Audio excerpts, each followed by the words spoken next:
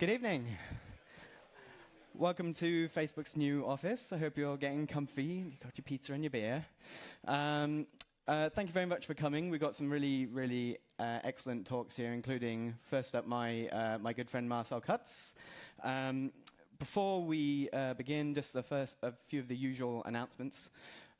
So, the usual hashtag, React London, and we are always looking for speakers for these meetups, so if you're interested in speaking at some of the next events, then please let us know. Either me or Amy can field your questions. As always, there's a code of conduct for these meetups, as there was for the big conference. If you're interested in that kind of stuff, check it out online. Just don't be a dick. That's usual. And as always, we are hiring. You guessed it. We're looking for roles across the spectrum. So again, if you're interested in working with the cool team at Red Badger, then let me know or Amy know. There'll be a few announcements later on that I'll push back because I'm late. But first of all, let me hand it over to my good friend Marcel.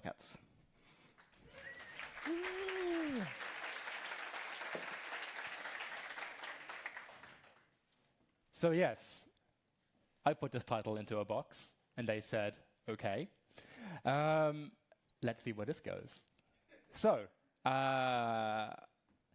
since this is going to be a contentious topic, I think it's important for me to state that my views are my own and represent the views of my employer. I'm taking him down with me.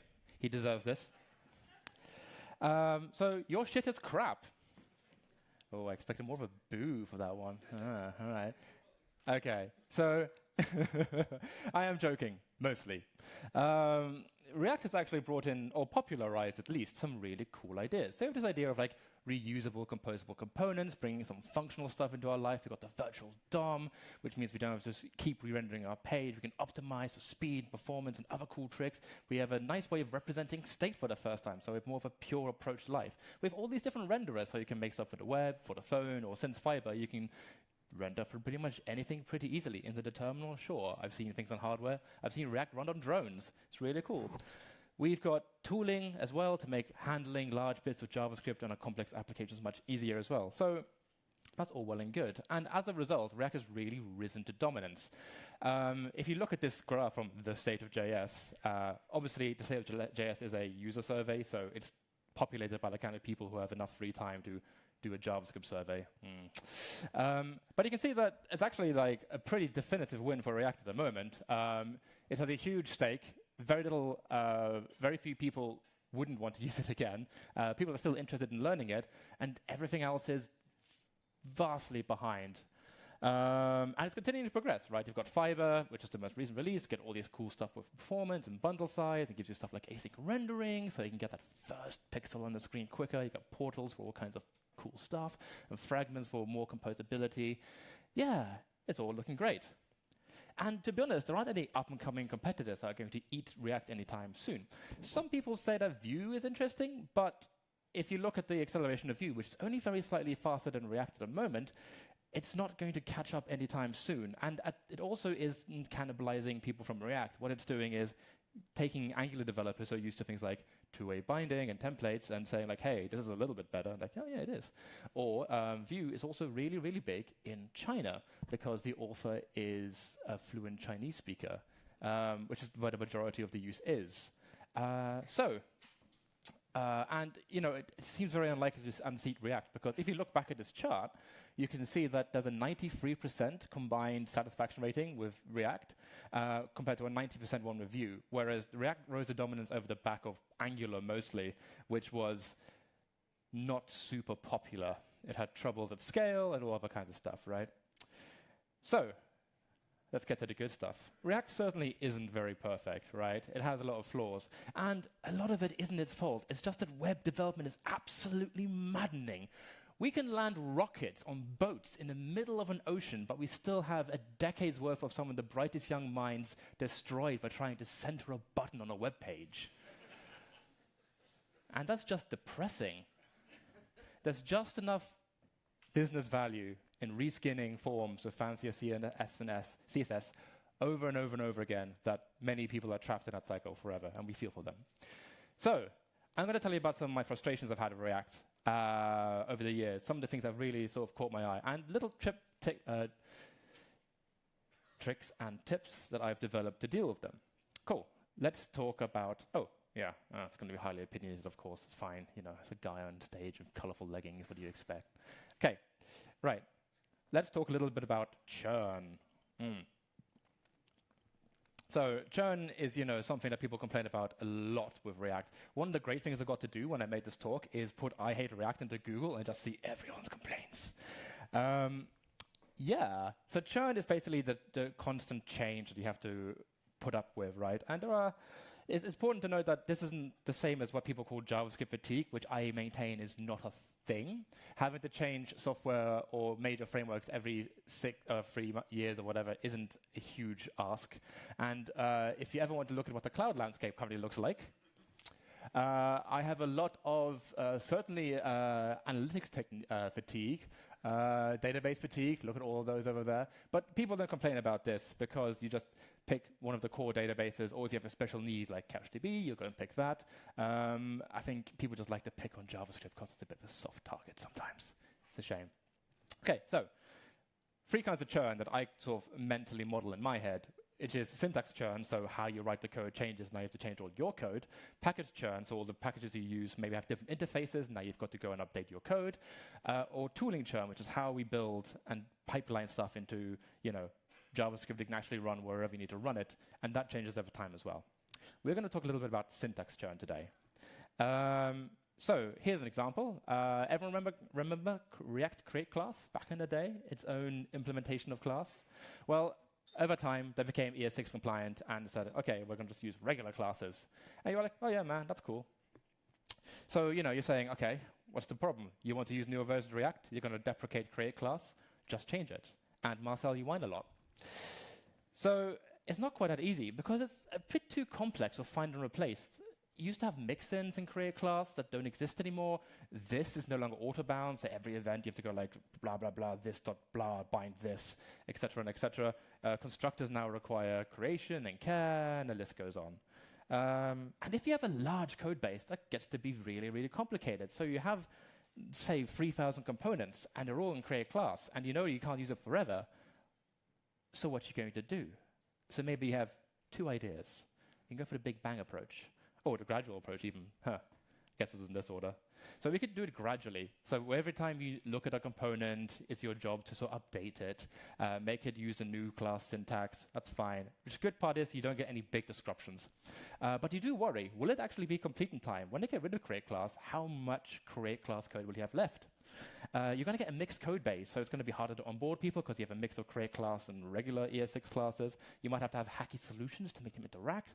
And you have this sort of problem of developer fear and stress, because you'll find that the really hard parts of the application to convert are generally touched last, leading to these like huge holes of technical debt in your application. So you go, okay, that's got problems. How about a big bang approach? Like, yeah, you'll have less total disruption, and you'll have a clean code base straight away, but your feature velocity will tank while you try and update all your bits and pieces. And you're going to have maybe a wavering confidence in your code base, because ideally you have unit tests to cover everything, so you can change all your code and be confident that your logic is 100% preserved. But we all know that's a lie. Very few projects have the privilege of being so well maintained. And if there's a few people working on changing all the code and other people still developing features, then, well, conflicts forever.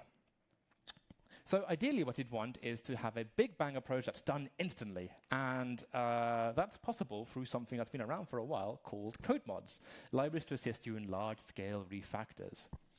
Code mods have actually been around for a while, and they were developed here maybe at least 5 years ago, and they're written in Python.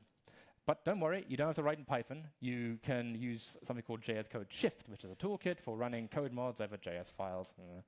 And you don't have to write them yourself. They're all pre-made. Hooray! So let's do an example.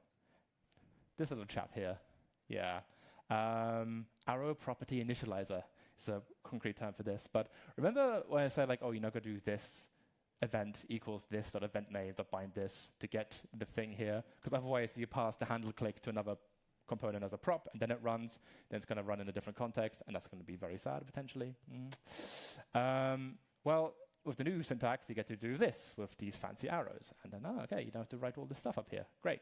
But when you've got, 4,000 instances of that in your code, you think, fuck. So let's ask the question we've all been asking ourselves in our mind is, can JS CodeShift modernize BA management? Yeah, so this is our little beer app as constructed bespoke for this event. You got an app, it has a state, whether or not free beer is left. It has a little button you can toggle saying, hey, there's free beer left, or if there isn't because it's run out, or we can toggle it again if they bring up more. Hooray! Some simple text that goes inside this little header, and yeah, we're all good to go, right? This isn't hyper-complicated code. It's just here to prove code must do a thing. So we go like, okay, we go to add JS CodeShift. Actually, first we should probably check to see if, that's fine. We should check to see if like the code mod we need is there. But there's a huge React set, and there's a huge set with just normal JavaScript stuff as well, and all kinds of things. So you go, okay, let's add CodeShift. Let's add all the React code mods. Beep, beep, beep. We transform them over our the project called bind this /source. So we just run them over the thing. It starts loads of workers for performance. It says, OK, I only found one file needed to update, which is the only file we've written. Hooray. And yeah, done. No worries. And now when you look at our little app, you can see it has the arrow. I've got to move the this.handle-click.bind this thingy. Great. Cool. Nice. But you're saying, Marcel, you're boring. Shut up. React syntax is mostly settled. You don't have any of these big changes anymore. We're no longer on 0 point something releases. And that's kind of true, although, subject to change. But there's code mods for all kinds of things. Flow, for example, is still extremely volatile. And one of the things that I really, really appreciated is this flow upgrade code mod. If you go from like 5.4 to more recent versions, this has saved me a lot of time. If you want to fix, 792 flow errors by hand, you're welcome to. I won't pay you. Yeah, cool. All right. So, churn, at least one part of it, kind of solved. Let's talk about context. Who loves context? Yeah, that's the kind of cheer I expected. OK, context. For those who don't know, context lets you pass data through the entire component tree without having to use props. So, sorry, that's me. Right, so if you remember, the React components or React works in this sort of tree shape. So each of these nodes is a component. At the top, you have the root. At the bottom, the leaves. And if you want to pass data down to, say, this leaf node over here, like our beer message from something at the top, well, we've got to pass the prop down to this guy, and then I'm going to pass another prop down to this guy. You're like, all right, fine. It's a bit of faff, but sure, whatever. With context, your stuff gets passed to the whole tree at once. You're like, oh, really? This will make my life a lot easier. But don't be so keen. Right. OK, so you're saying, like, man, that's going to be super useful. And let's have a quick example, translations. So let's say you've got a website and you want it to be available in several languages. So you're going to need this, like a translation function on nearly every single component because you want to be able to give it some sort of lookup key for the string it has to get in whatever language the user is currently in, right? Let's have a quick look at how you might go about implementing that. Beep, beep, beep, beep. Oh, that's not a good start. This one. All right, we're going to make this a lot bigger. Don't worry. All right, first Zen mode. If you don't know about Zen mode, it's amazing. OK, so we're going to use something called polyglot for convenience. But here's messages is where our data lives, right? In English, we have one thing to look up, hello, and in French, the equivalent is bonjour. It's fine. So how do we actually put stuff on the context? Well, we use this little provider we're going to make here. It's a little high-order component. That can be somewhere else, which is very simple. So we basically take in locale as a prop, which is either going to be en or fr. We're going to use polyglot to ingest that locale and all the little book of keys to phrases in various languages. We're going to make it give a little translate function where you can give it a key, and it just gives us back the string we want in whatever language. And we're going to say, like, oh, yeah, like all the children inside it get passed through, so you can stick it on top. and of your application, and everything will have access from the context to translate and locale. And the final bit is we have to say, okay, we have to set these prop types for it to know to put it on the context. You thought prop types were dead, but no, they're still here in context. I have this empty component just here to prove that we can pick stuff from the context without having to pass things down. We'll see that in a second. And this is our dumb little piece of logic. So we have a locale. It has, a little context. As I have a locale, it says hello is the key. So it should say hello with an exclamation mark in English and bonjour in French, right? And we pick stuff from the context. We're saying context types. And then here's an app. So at the top, we have a provider. We put stuff on the context. And then it's all the empty components. And the bottom, greeting, will take it off the context. And that'll work fine, hopefully. We'll see. I don't usually do live demos. So, yeah. OK, so this is in English. Hooray, hello. And if you change the locale, hopefully this will work. I did not have time to test this. Bonjour, hooray, magic, great. So now we can have internationalization in our site without having to pass all our props and also to translate in locale as an extra thing in every single component, right? Other side, no spoilers. Cool, so, all right. You're saying, hey, Marcel, that sounds great. Are you going to be a dick and ruin it? Sadly, yes. Yeah. If you go to the docs, they are somewhat hesitant about encouraging the use of context to be light about it. So they're saying, don't use it, it's going to break, it's going to break. And they're really serious about it because after the title of context, the next section header is why not to use context. If that's not a stunning advertisement, I don't know what is. All right. And actually, context used to be a hidden feature that people found for oh, this is really useful. And then before they said, no, please stop using it. Everyone was using it. And they're really, really, really, they're really harsh on updating context. And this is rumor on the grapevine, but you're going to not be able to soon. There's going to be a blocker in place. So you'll have to think of a different solution to update the context. Not soon, right? And you're thinking, it's fine, right? We get our translations by just giving them a key as a fetch function only. We never have to update the context, so we're good. We're going to be naughty, but we're going to be good. It's going to be fine. But you forgot about something. What if you want to toggle between languages? Oh, no, now you've got to update something. Oh. But you get really annoyed because everyone else uses context. All your favorite libraries, Redux works with context. React Router works with context. That's not many people's favorite, but it's everywhere. And style components, the list goes on and on. And you want that availability and you want it to be updatable because it's convenient for us as developers. So what solutions have we got? Well, if you've got a small project, I guess you can try some PubSub, which kind of gives us a lot more boilerplate. But it will work. Is it this one, this boy, over here? You're already in Zen mode. That's useful. Cool. Right, yeah. So, OK, so quick crash course in PubSub.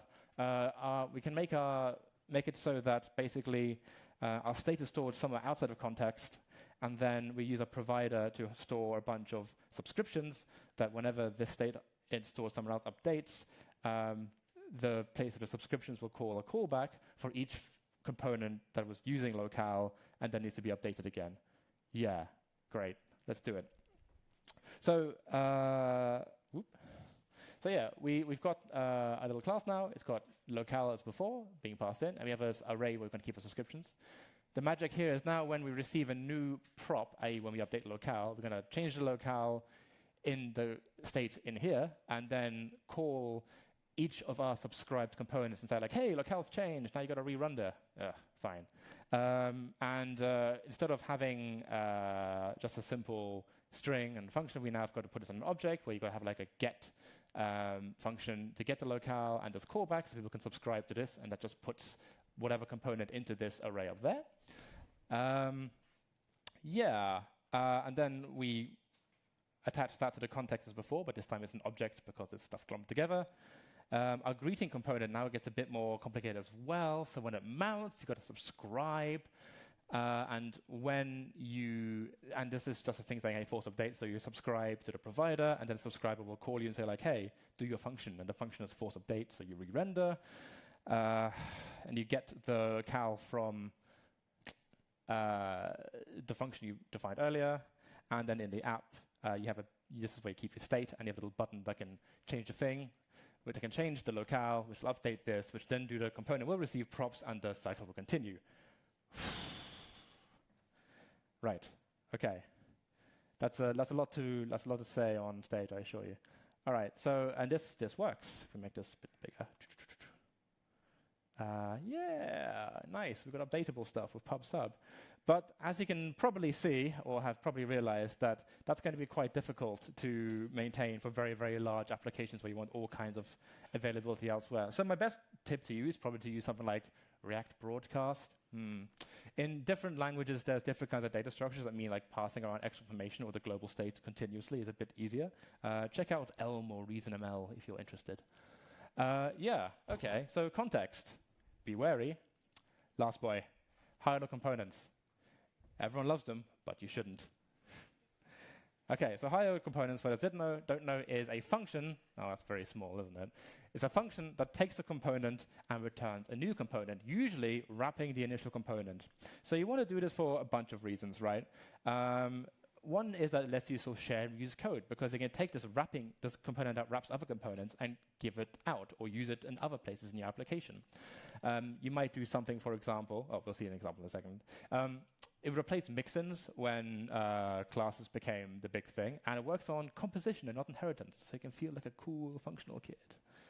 So let's make a quick app that demonstrates the benefits of high-order components before I whinge about them.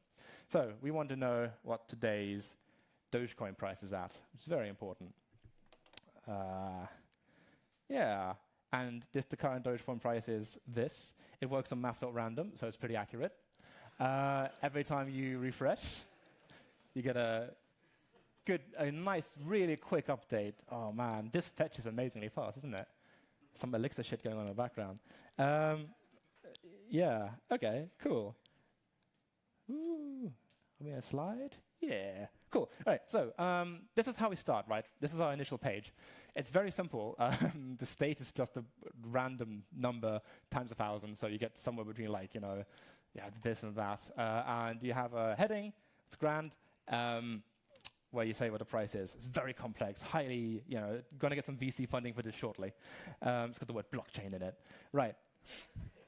Cool. Right, you're thinking like, oh, and then your mate who's into blockchain comes to you and she says, man, I really love this Dogecoin stuff. Can I get some of your code to read this? Because I want to have the Dogecoin price in my app as well. And you're a bit too shy to admit it's just math.random. So you go, okay. And you make a high-order component. And this is what one might look like, right? So you take out the bit that actually calculates the price. And instead of making it bound always to this little piece of string here, we take it out and then make a function where you pass in that component, give it a new prop with the price, and then return that. So now we've got our inner component, outer component where you do the price, and it's grand. And then we can put all kinds of components in, because it'll just give the prop price to anything you put inside it. It's reusable, it's composable, yeah.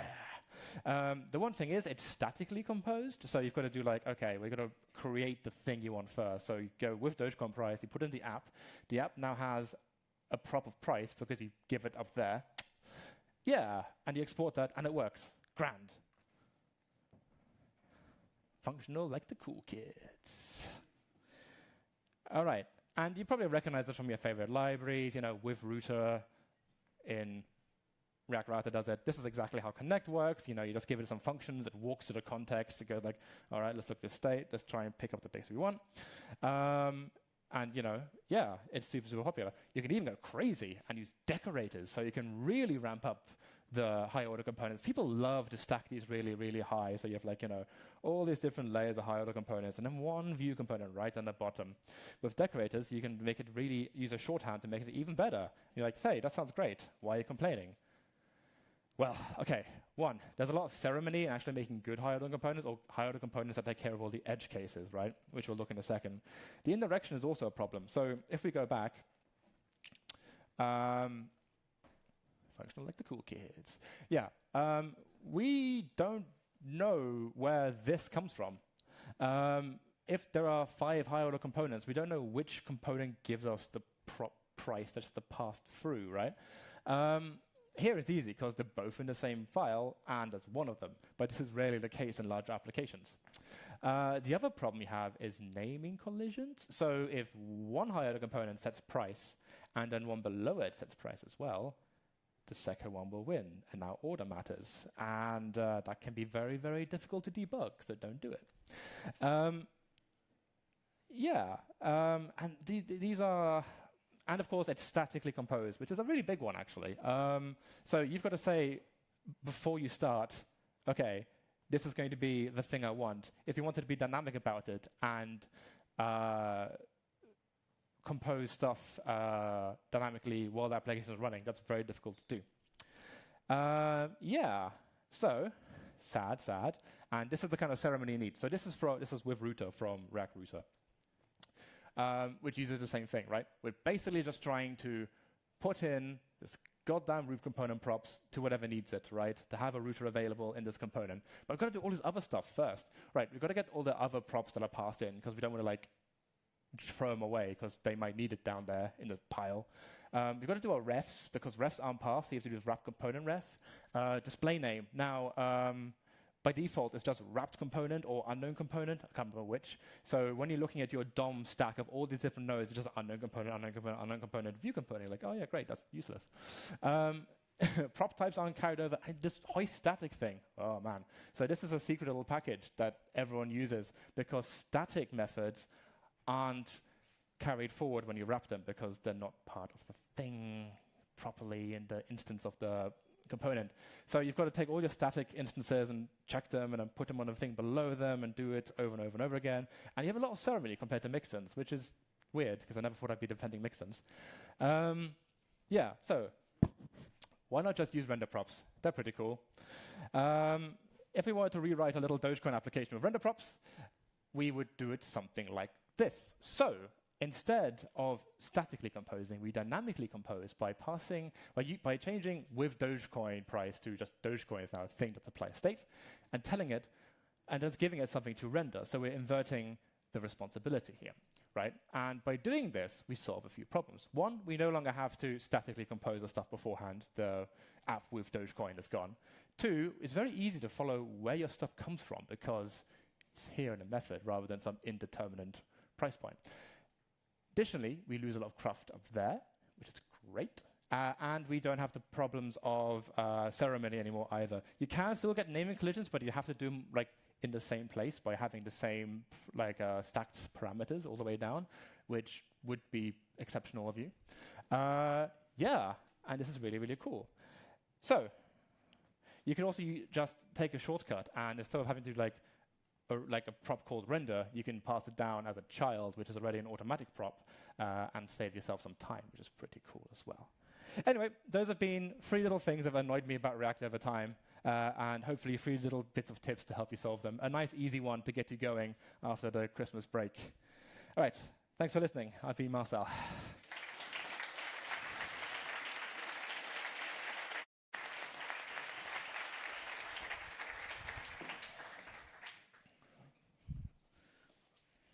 Oh no, questions, I forgot about this.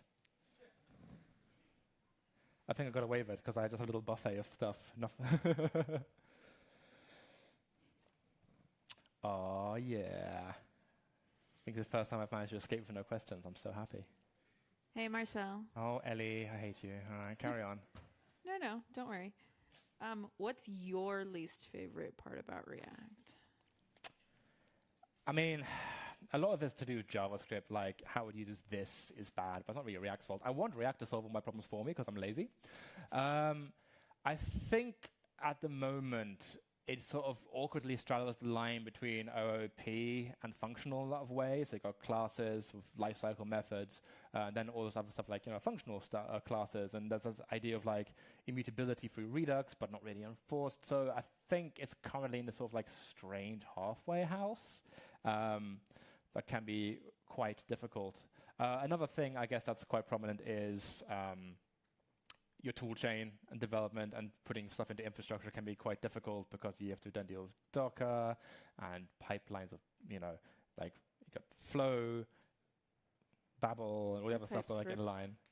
Yeah, so that's kind of like just a headache of, the reality of trying to make really, really, really complicated applications on a platform that's really just designed to show documents. Thank you, Internet.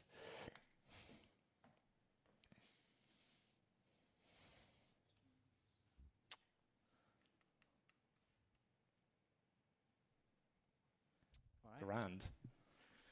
Thank you very much, Marcel.